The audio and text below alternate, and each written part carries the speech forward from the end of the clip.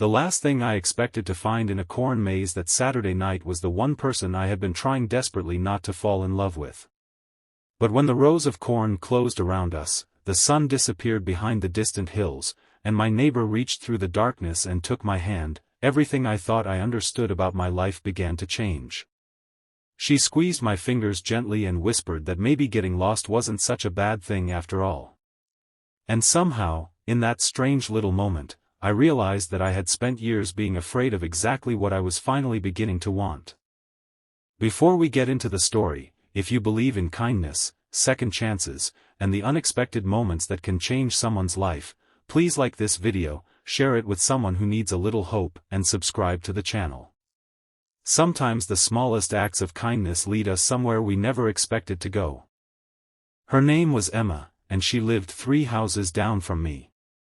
I had known her for almost 2 years, mostly through brief conversations over fences, friendly waves from opposite driveways, and the occasional package she asked me to bring inside when she was running late.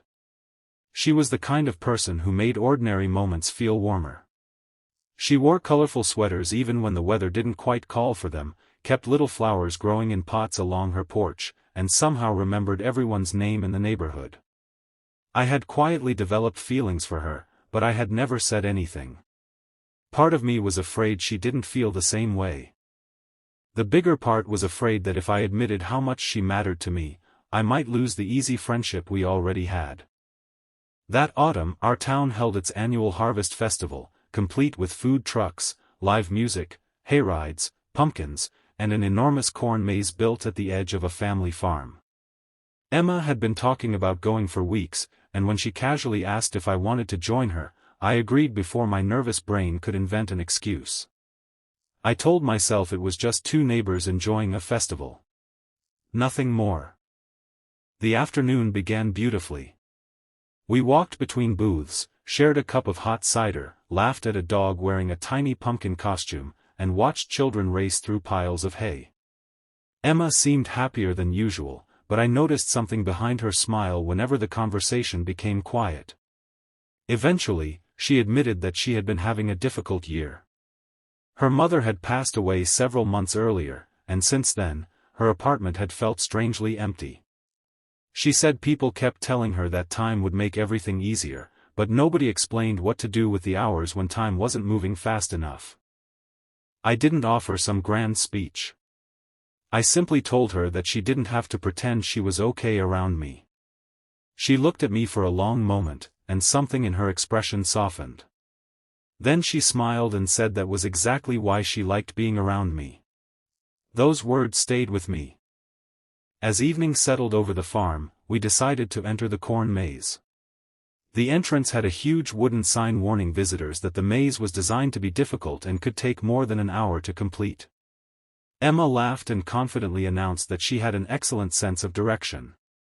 I teased her about it, and she insisted that she would have us out in 20 minutes. 20 minutes became 40.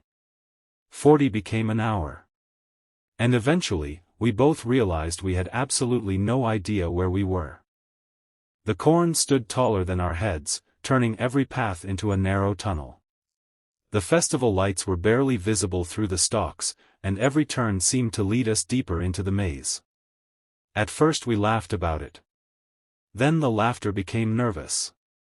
My phone had only a small amount of battery left, and neither of us could hear the music from the festival anymore. We tried retracing our steps, but every path looked identical.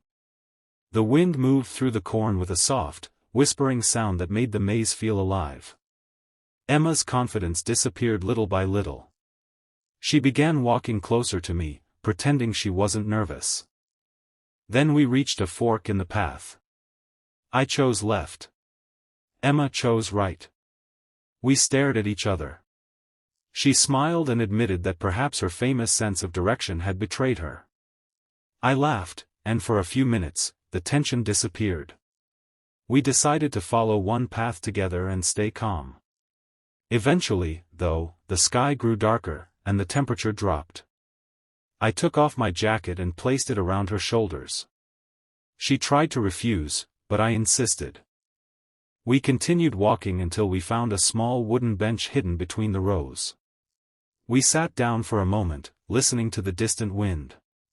Emma leaned back and stared toward the darkening sky. She admitted that she had been scared lately, not of the maze, but of going home to an empty apartment. She said she had spent months convincing herself that she was strong because everyone expected her to be. But sometimes she wished someone would simply sit beside her and tell her she didn't have to carry everything alone. I told her she didn't. She turned toward me. For several seconds, neither of us said anything. Then the lights from the festival flickered faintly through the corn, reminding us that people were probably searching for the maze's exit and that we weren't truly alone. We stood and kept walking. A few minutes later, we reached another dead end. Emma sighed and sat down on the ground. She looked exhausted. I sat beside her, and she rested her head against my shoulder. That tiny gesture nearly broke my heart. I had imagined being close to her 100 times, but never like this. Never when she was vulnerable. Never when she needed someone.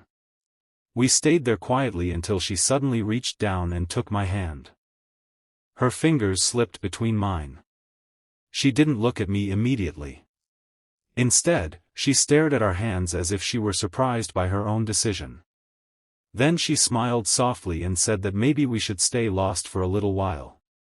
I asked why. She said because this was the first time in months she hadn't been thinking about what she had lost. She was thinking about where she might go next. Those words changed something inside me.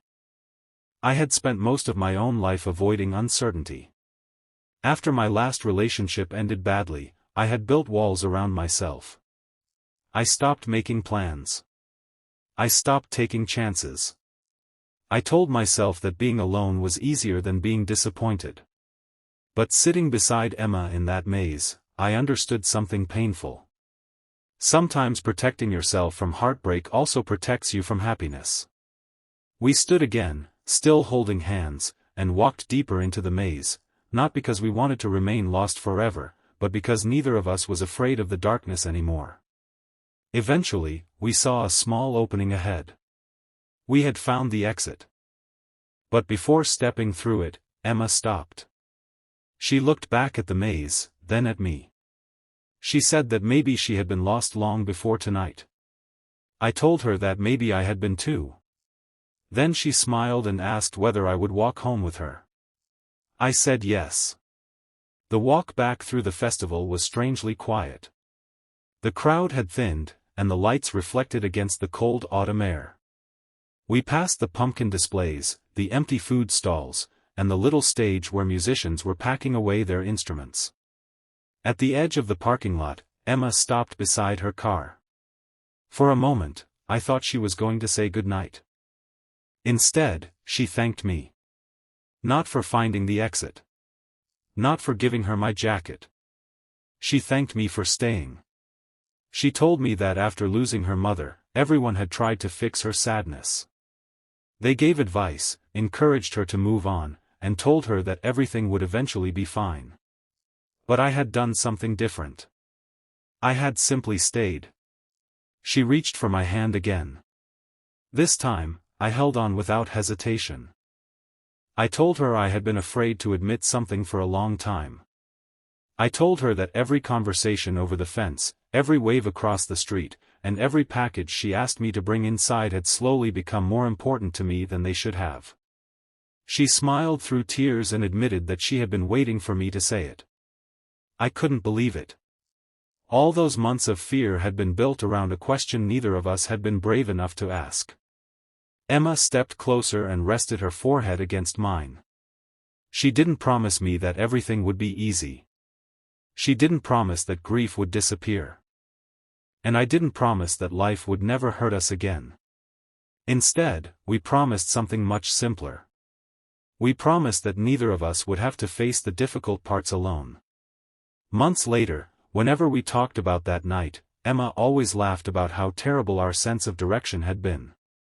She said getting lost in that maze was one of the best things that had ever happened to her. I agreed. Because sometimes life doesn't take us where we plan to go.